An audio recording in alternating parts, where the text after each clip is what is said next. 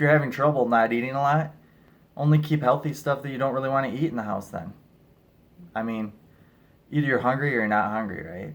If you're hungry, you're going to eat.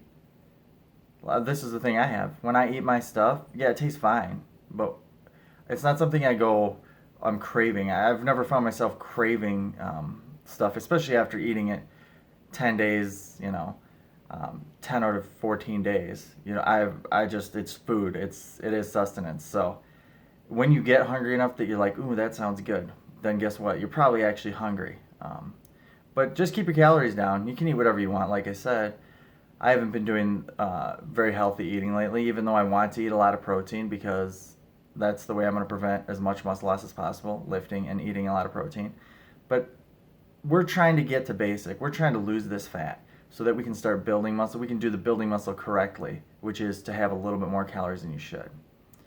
But for now, we're trying to lose fat. We're trying to lose weight, really. And the easiest way is just cut them calories. So that's what we're doing. Once we get down there, we will build our muscle back up. Not fat. We're not adding that fat back. Once we get rid of this fat, it's done. We're going to make good habits. That's why we're not doing any fad diet, where we're just doing kind of a change in our lifestyle, right? We're not trying to keto or any of this other weird crap. We're trying to do so if I want to, I can have pizza on the weekend. Yeah, I have to starve myself for a day to do it, but sacrifices. If you want to be fat and eat whatever you want, you can. If you don't want to be fat and eat whatever you want, you can. You just can't eat as much as often. That's really it. So what I've been doing again this week is eating low calories because I know I want good stuff on the weekend, which is bad for my health, but good for my mentality because I know what's coming is a tasty treat. So it's not so hard.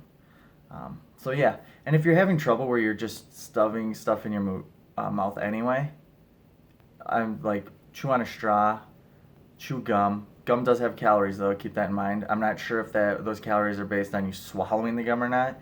I would assume it's based on chewing since you're not supposed to swallow it, but then again, if it wasn't based on swallowing, then it would have to have 2 calories, I would think, one that tells you how much it is chewing and one swallowing. So maybe it is swallowing. It doesn't matter. It's like 5 calories or a little less, but record it because if you are a crazy person who does a new piece of gum every hour, I don't do that. I've literally chewed gum so long it's dissolved in my mouth. It's disgusting, but it has happened to me before. But yeah, so how much is that really? 5 calories. Maybe you're eating 3 pieces a day, 15 calories. But do write it down because, like I've said, you get your fish oil, that's 15 calories, I believe.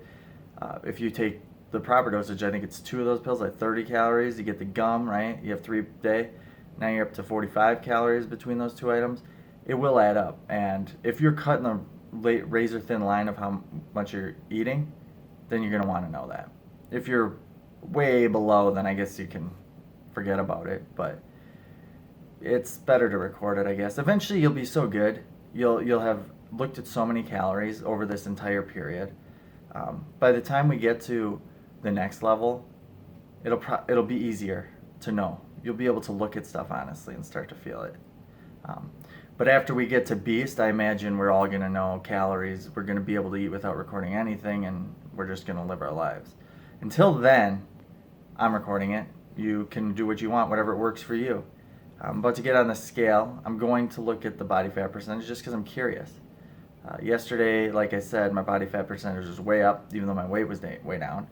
I don't believe it's possible to lose only muscle. Last time I lifted just as heavy as I have always lifted, if not a little heavier. So I'm not super concerned yet. In a month, if I can't lift as much as I can lift now, or if I can't increase, well, if I can't increase, that's whatever, because that just means I'm plateauing because my calorie deficit is so low. But if I can't lift as much as I used to be able to lift, then I'm probably losing muscle, and then I'm going to have to kick it into gear to save my muscle if that's something I want to do. Otherwise, like I said, this is 6 months we're doing this? Maybe not even that much, 20 weeks left. We can become skinny, chicken wingy, all bone, Skeletor type stuff. Back to the scale. We're going to hit the scale. Hopefully you guys are keeping with it. Don't worry about the scale too much day to day, like I said. Week to week, you might want to watch that. And if it's not working, remember, make changes. If it's not working, make changes. Math is legitimate. Just calories, that's it. Here we go.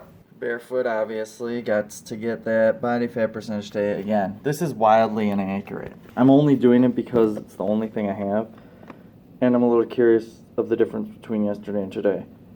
So 225, yeah, and 28.6 today, right? Yesterday was 225 point something, and it was 30 point something. See, it changes so dramatically every day, it's hard to gauge. The rest of this stuff doesn't matter. Let's hit the calories on the calendar. The calendar, here we go. So that's it. I ate a banana early yesterday. I ate my protein drink because I have to take my pill with food or milk, and protein drink is what? Isolated stuff from whey, blah, blah, blah. I think it counts as food. If it doesn't, I guess I'm screwing up my pills, but my back feels a little better, so who knows. And the last thing there is I ate one of my meals with a bag of peas, with a bag of rice, and then on top of that, I had an ice cream. And that's what I had last night. Not a real ice cream. Don't be eating Ben & Jerry's and stuff, honestly. Ben & Jerry's is, if you look, the first 3 or maybe 4 ingredients on that are a form of sugar.